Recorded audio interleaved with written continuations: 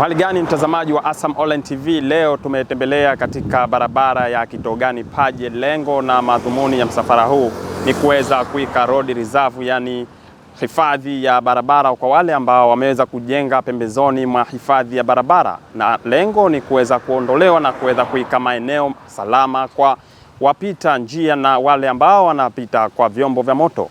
Jina langu ni Abdrahmani Awesi na nyuma ya kamera ni Madina Omar. Na hapa twende tukawasikilize wale wakala wa barabara ambao tumeweza kufuatana katika msafara huu. Leo tupo katika barabara ambayo tumeifungua tarehe 2 mwezi wa kwanza 2026, barabara ya Kitogani Paje. Kwa hiyo katika ujenzi wa barabara hii mkandarasi amekamilisha, lakini kuna vitu vya kumalizia kama vile kuweka hifadhi za barabara alikuwa ndo anataka kuweka.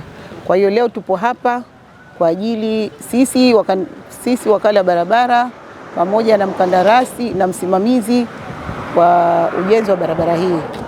Kwa hiyo tupo hapa kwa ajili ya kuelekezana, tayari tumeshaelekezana jinsi gani wanataka wapime hizo nguzo kwa ajili ya kuweka hifadhi ya barabara. Tumeonyeshana kama sehemu 2-3 na wao tumewapa mwongozo. Kwa hiyo nitamtaka msimamizi awasimamie wakandarasi hawa kuanzia kesho, waanze kumaki hizo sehemu na zianze kuwekwa, sababu tumepewa agizo kwa barabara zote mpya kuanzia sasa hivi. Nafikiri na ninatoa wito kwa wananchi, tutaweka hizo nguzo, wanatakiwa waziheshimu, na kuanzia sasa katika barabara zote mpya zilizojengwa tutapita na kutoa vile vibanda ambavyo havina mwelekeo. Kwa hiyo hivyo tutaviondosha, na wao watataka wazifate hizo alama nyuma yake, sio mbele. Maanake utakuta kuna sehemu nyingine tunaweka hizo posti, mtu anakuja anaiondoa, anajenga ujenzi wake anaotaka. Kwa hiyo kuanzia sasa sheria ipo inayoturuhusu sisi kumchukulia hatua.